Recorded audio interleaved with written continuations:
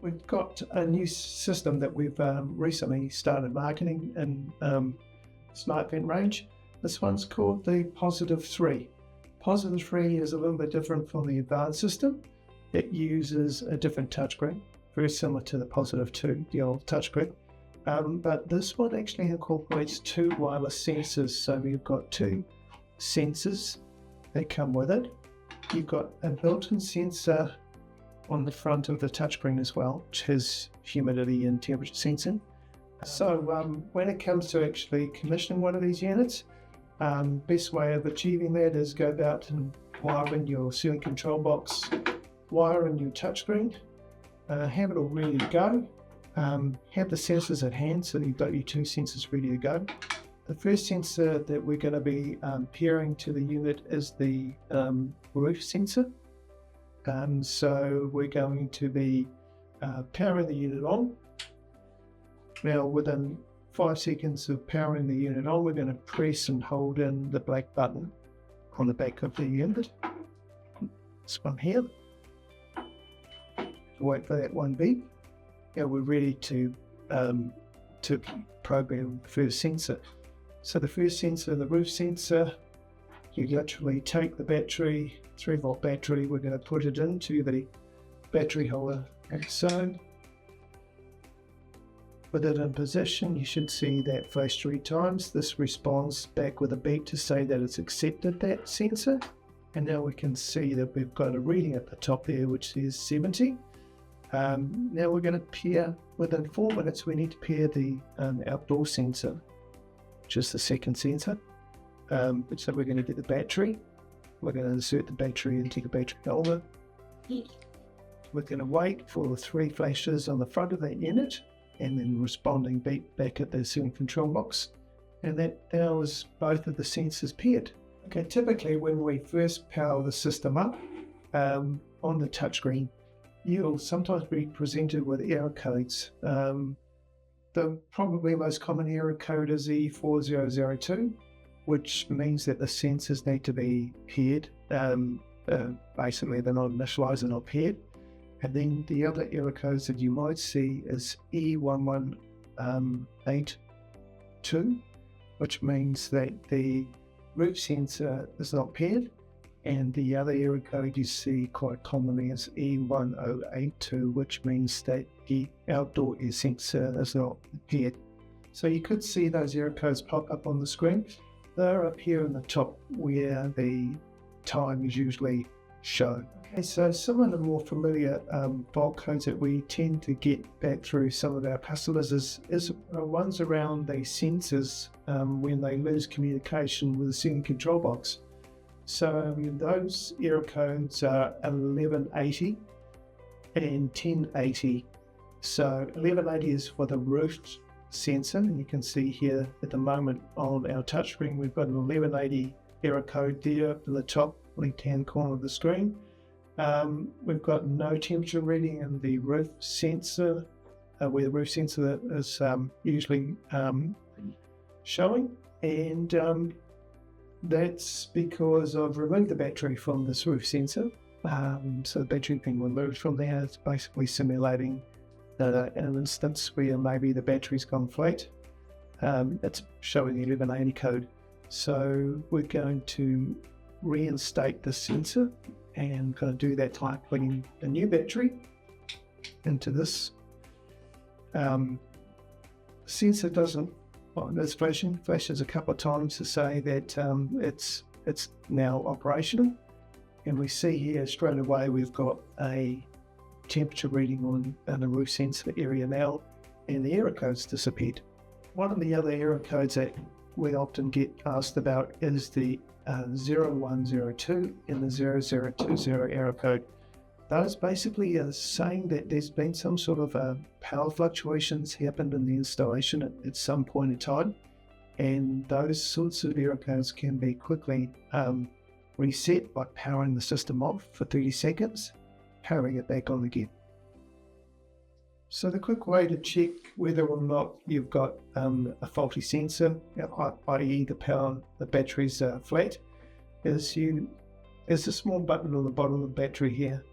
on the barrel of the sensor. So you press that little button in, and you should see a flashing LED in the middle of that sensor. No flashing LED means the battery's probably faulty. So I'm going to put battery in this one. When you do that, you will see the LED flash to indicate that it's powered, but just to prove that it is okay, you press the little button on the bottom and you'll see the LED flash. Finally, one of the other scenarios that could occur is that the actual sensors fail completely, so changing the batteries made no difference. You've changed the battery and you press the button, there's no red LED, so the sensor could be faulty. In that scenario, we're going to replace that with a new sensor. So we've got a sensor here and a battery. And now to pair that sensor, we're going to press and hold the black button for 5 seconds. And we should hear a second beep just then, which means that it's in sensor pairing mode. Looking at the touchscreen, we see a 70 pop up there in the roof, which means that the roof sensor needs to be repaired. So you're going to put the battery into this new sensor. You wait for the flashing, and it's beeped to correspond to say that it has actually paired with a set of control box. And now we have a reading temperature sensor in the roof space. One of the other common problems that we sometimes encounter, or customers encounter, is when a sensor is completely failed. In other words, they've replaced the battery, gone press the small button on the bottom, no LEDs coming on, which is a pretty good indicator that the sensor's actually failed and maybe a hardware problem with the sensor. In that scenario, we're going to replace the sensor with a new one. So let's put this sensor to one side. We've got a new sensor here, an outdoor sensor and a battery. So we're going to go into the semi control box. So we're going to press and hold the black button on the outside for 5 seconds. We should hear 2 beeps coming back at us. 2 beeps. Now to change out the outdoor sensor, we can either press this button here, because this is basically going to scroll to the second position, which is the outdoor sensor, or we can press the little black button on the side of the semi control box. Granted that you're up in the roof anyway and you've got to push the button on the unit, it's probably going to be easier to press this button here to scroll to the second position. Okay, now that second position is being found, we're going to battery into the sensor. You should see 3 flashes, which we have, and we get the corresponding beep back of the semi control box, which means that this sensor is now being paired. Quite often you'll find a situation where you need to reinitialize the entire system and repair all of the sensors again. When you do that, you're going to need to first of all remove the batteries from these sensors and press the small button on the bottom to discharge any voltage from the sensor. So that's one that's been done. This one, the battery is being removed. I'm going to discharge the voltage from the sensor by pressing and holding that little button on the bottom. It's also now being discharged.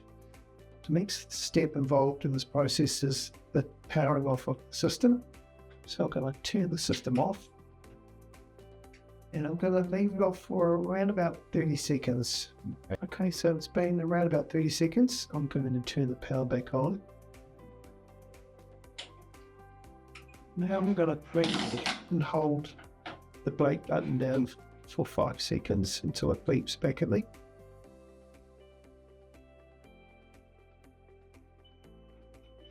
It's gone into kern mode now. So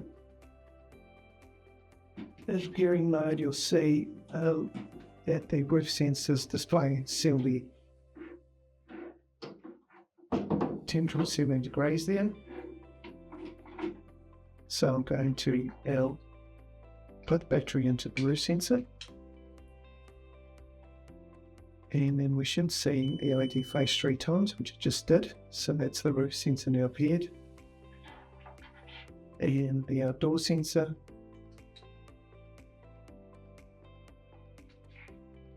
We should see it flash 3 times, corresponding back in the sync control box to say that that's now appeared.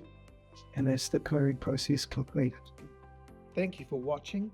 For more help, please contact us on 0800 140 150 or visit our website smartvent.co.nz.